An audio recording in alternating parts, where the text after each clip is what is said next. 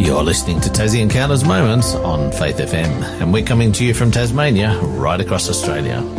Each weekday on Tassie Encounters, you can hear what the Bible says about the past, current and future events.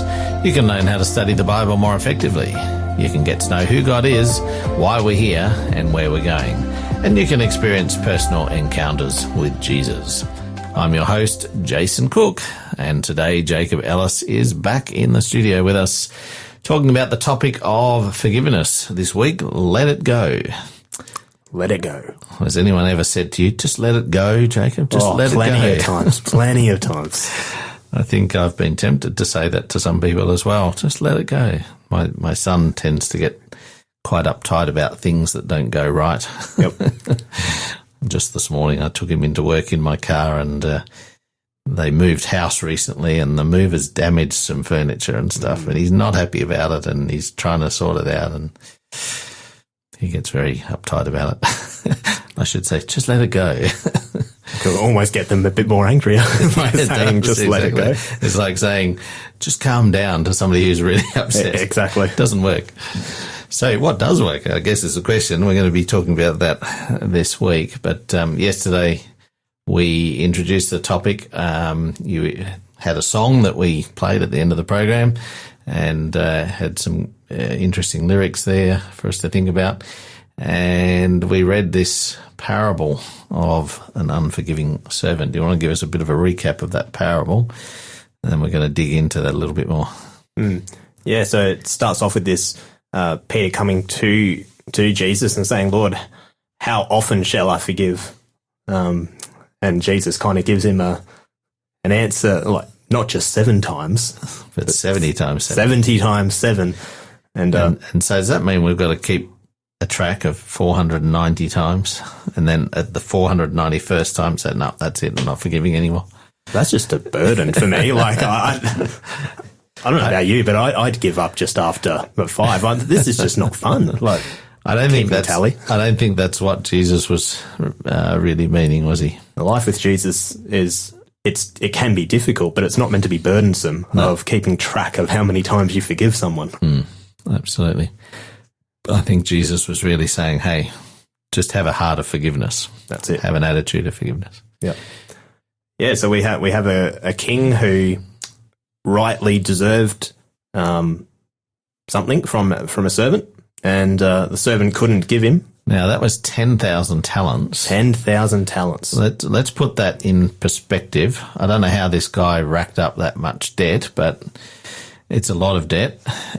So 1 talent was 6,000 denarii, I think you said. Approximately. There's a lot of debate amongst scholars, but that's kind of the roundabout amount. So 1 talent is 6,000 denarii, and 1 denarii was 1 day's work. Exactly. So equivalent for us, if you get called into work but you leave after an hour, you have to be paid for 3 hours, I believe. Well, it depends on what job you're in, but yes. Yeah, exactly. You get paid a certain amount for working the day, and that was the same for these guys. So 1 denarii is a day's wage, where this guy owes... And there's 6,000 denarii in 1 talent, and he owes 10,000 talents. Quick maths. Yeah. So the quick maths that I did before the program, that works out if you were working 7 days a week, every day of the year, it would take over 16,000 years to earn that much money. I wouldn't want to live 16,000 years. No. So in other words, it's an impossible debt to pay back. And that's the main point that we want to get from this. It's an impossible amount, but the response from the king is a wonderful one. The servant saying, please, I'll pay you all, just keep me out. Which is an interesting thing. I'll pay you all. There's no way he could have paid it. He would have been in a jail cell. Right? Yeah. How do you expect it to happen? But notice that the consequence also was for his wife and children. But he was not able to pay, so his commander said that he be sold with his wife and children that he had, and that the payment would be made. And then the response of the master in verse 27 of Matthew 18, then the master of the servant was moved with compassion. Released him and forgave him the debt. Now, we forgave being letting go. He let go of the debt. Cancelled it. He cancelled it, got rid of it. Now, the master was entitled to what this servant was going to give him. He had every right. Although he was probably never going to get it from him. He was never going to get it from him. And imagine you getting paid, regardless of whether it was impossible or not, every day until that guy you always had something coming in. So this guy was always going to receive something. But he just scraps it and says, no, that's it. We'll cancel it. It's pretty amazing. I've been in business for a while, and I know what happens when people don't pay a debt. I actually feel quite cheated by that. Maybe that's something I need to be more forgiving about. When you've done work for people and then they don't pay, I feel quite ripped off. Yeah. And just to then let it go, cancel the debt, means that there is actually a real cost to your business. That's it. That's it. And you probably have a right to feel that way. But nevertheless, God asks us to be forgiving. So exactly. I guess this is the example of the king here who had compassion. The king who had compassion. And then if we actually continue on, there's a second part to this because, the king let the guy go and, that's wonderful, example of forgiveness. But it continues on, verse 28. But that servant went out and found one of his fellow servants who owed him 100 denarii. So that's just 100 days' work. 100 days' work. Yeah. So what's that, like a couple months? Yeah. And maybe a little bit more. 3-4 months, yeah. Yeah, exactly. And he laid hands on him and took him by the throat, saying, pay me what you owe. So he didn't even say, hey, pay me within a few months. He said, demanding it right now. I want it right now. Yeah. And so the fellow servant does exactly what this guy did. He fell at his feet, begged him, saying, have patience with me and I will pay you all. And he could have. Eventually. And this is the point. The first one, the servant paying the king, that was impossible. And yet you have this guy, you could have paid it. It was very possible to do it. And verse 30, and he would not, and he went and threw him into prison until he should pay the debt. That guy was not forgiven. And when we look at, I guess, the context within our own lives, this is the second scenario is where we can fit in, is that forgiveness is possible. It is possible for us to forgive and to deal with that cost, I guess. The cost, exactly. And we live in this sinful world because sin is very much, and a word I like to define sin by is selfishness. Yes. That sin is a very big concept, but one way I really like to just simplify it for people is selfishness. It's all about me. Before, we were living for God. And we can go back to the Garden of Eden and we're living for God, living by his statutes, and everything that was done out of love for him. But then sin, when that temptation, when Eve ate that fruit in Genesis 3, it's, hey, I want this, and I want this, and this is why I'm going to eat the fruit.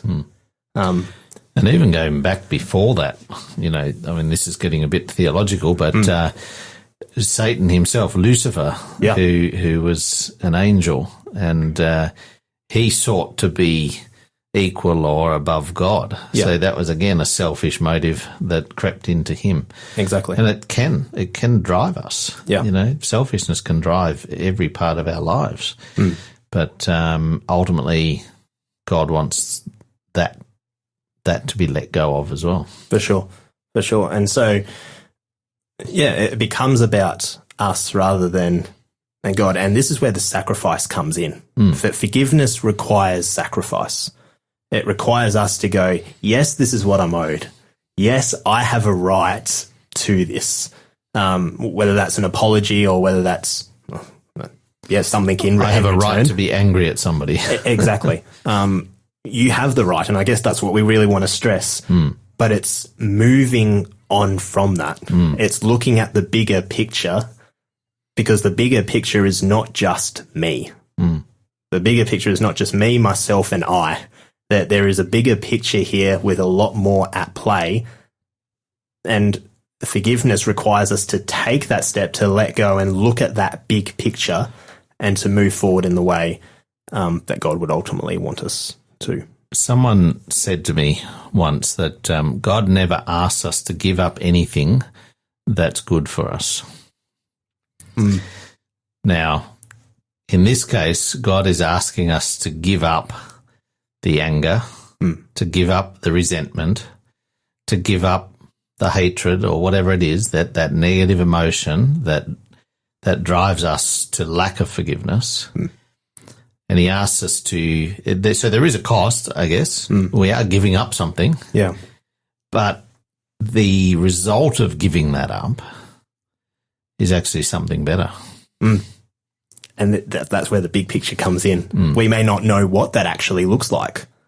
And we're going to look at a lot more of that tomorrow. Yeah, exactly. Exactly. But ultimately, that's where it is, isn't it? God really wants us to live a full and abundant life. He doesn't want us to live with all of this anger and resentment and unforgiveness. It's possible. And I guess that's really what we want to stress. It really is possible, but we're the ones, it's up to us whether we make that, say, impossible. We've got to really have that focus of it is possible, it is difficult. Goes against our natural nature. It goes against our natural nature, and that's actually why we actually need God involved in the process. And we're going to look at that a little bit later, because forgiveness can only be done when God is really in that picture. True forgiveness is when God is in that picture, just like how love is. And the expression of love, we love because he loved us. And we'll look at that a little bit later within the week. God has to be in the process, and that's why it is possible. Got a question for you to consider. Have you ever had a circumstance where you found it hard to forgive? What was your method to overcome that, I guess, lack of forgiveness or that struggle with forgiveness? We'd love to hear from you. Text us in on 0488 880 891. What helped you in a circumstance where it was difficult to forgive? We'd love to hear from you. Right now, it's our book offer, so stay tuned for that. This program is made possible by the support of Adventist World Radio. Our book offer today is called A Pocket Full of Forgiveness. This is by Mary Barrett. Drawing on both the scriptures and a wealth of literature about forgiveness, Mary Barrett demonstrates the dangers of nursing a grudge and shows that learning how to forgive is not only beneficial for us, but also required from us by God. That's our book offer. Text us in the code word, Tassie Encounters Moments number 64, TEM64 is the code, TEM64, no spaces. Text that into 0488 880 891 to claim your free book offer. Do join us tomorrow when we talk about forgiveness and how it can free us as well. So we'd love to have you join us tomorrow at the same time. This is It Is Done by Savannah Ellis. May you encounter Jesus more today and experience his forgiveness so that you can also forgive others. Crucified by hands and hearts and voices he had made, sacrificed by those he came to rescue, came to save.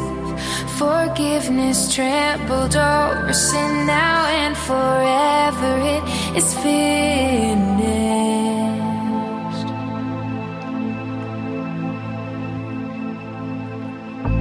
God of light ran into the scathing arms of death,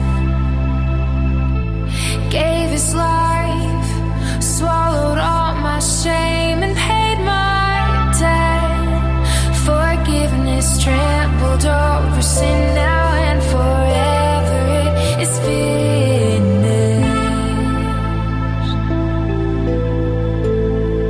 It is done. Forever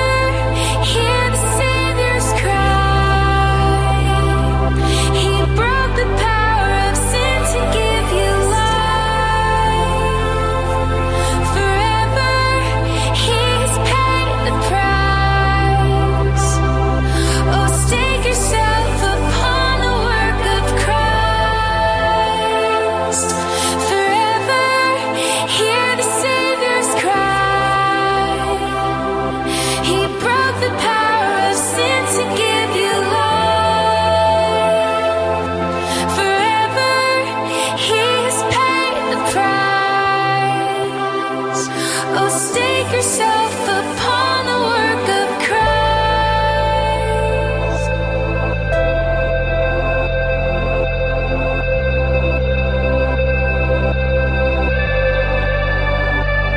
I will glory in the cross of Jesus Christ, my only hope, his sacrifice. I will boast in nothing other than his name, my only joy, his saving grace. I will glory in the cross of Jesus Christ, my only hope, his sacrifice. And I will boast in nothing other than his name, my only joy, his saving grace. It is done. Forever hear the Savior's cry. He broke the power of sin to give you life. Forever he has paid the price. Oh, stake yourself upon the work of Christ. Forever hear the Savior's cry. He broke the power of sin to give you life. Forever he's paid the price. Oh, stake yourself upon the work of Christ. It is